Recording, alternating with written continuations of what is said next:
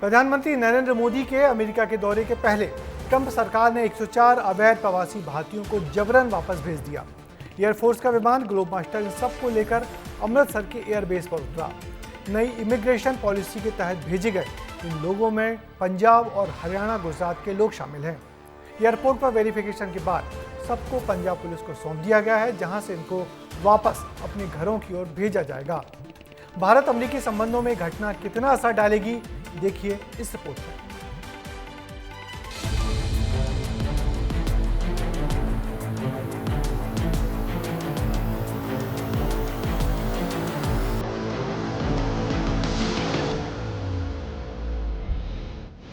Trump का mission deportation शुरू। US से मिलिट्री एयरक्राफ्ट ने भरी उड़ान। अवैध प्रवासियों को लेकर अमृतसर पहुंचा विमान।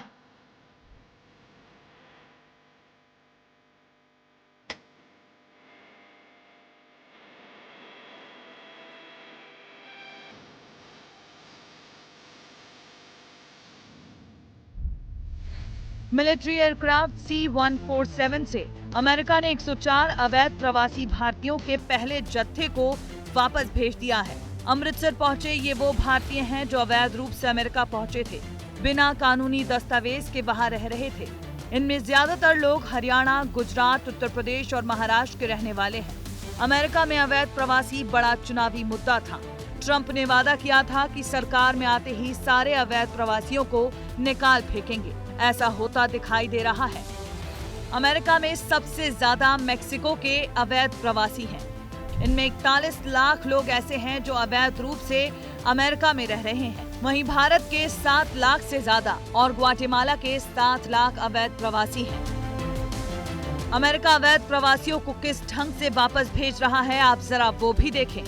ये तस्वीर ग्वाटेमाला के नागरिकों की है। हाथों में हथकड़ी, पैरों में जंजीर और सभी के चेहरे पर मास्क लगा है। करीब 80 ग्वाटेमाला के नागरिकों को वापस भेजा गया है।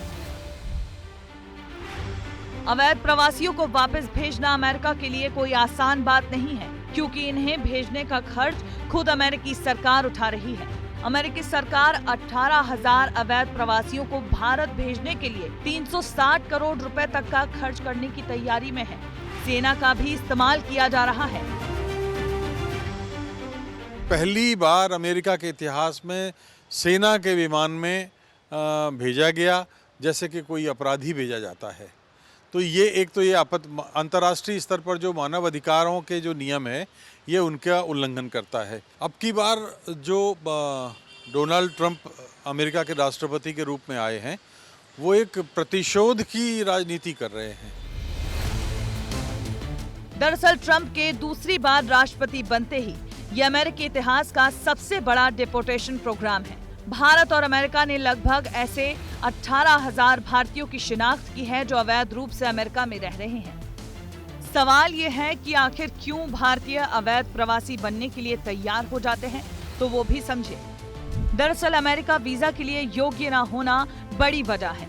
उत्तरी सीमा पर कनाडा भारतीयों के लिए सबसे आसान रास्ता बन चुका है। भारतीय प्रवासी आर्थिक अवसरों की तलाश में भी अमेरिका पहुंच रहे हैं। कई प्रवासियों के लिए गरीबी से मुक्ति का मार्ग अमेरिका बन रहा है।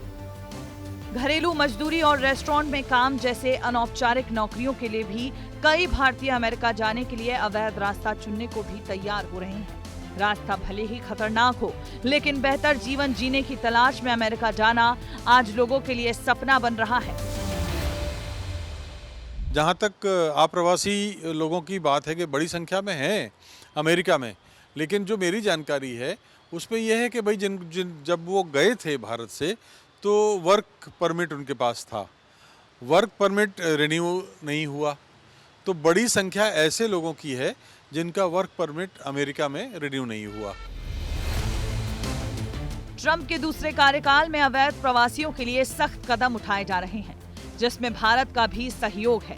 इधर प्रधानमंत्री नरेंद्र मोदी 12 फरवरी को अमेरिकी यात्रा पर रहने वाले हैं।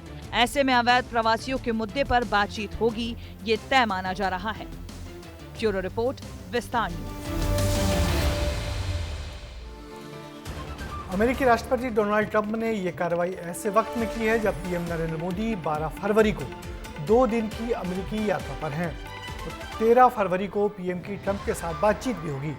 पंजाब के एनआरआई मामलों के मंत्री कुलदीप धालीवाल ने कहा है कि पीएम नरेंद्र मोदी जब कहते हैं कि डोनाल्ड ट्रंप उनके दोस्त हैं, इसलिए मोदी ट्रंप से मिलकर इस समस्या का हल भी निकालें। वैसे आपको बता दें कि डिपोर्ट करने की प्रक्रिया बहुत अपमानजनक होती है।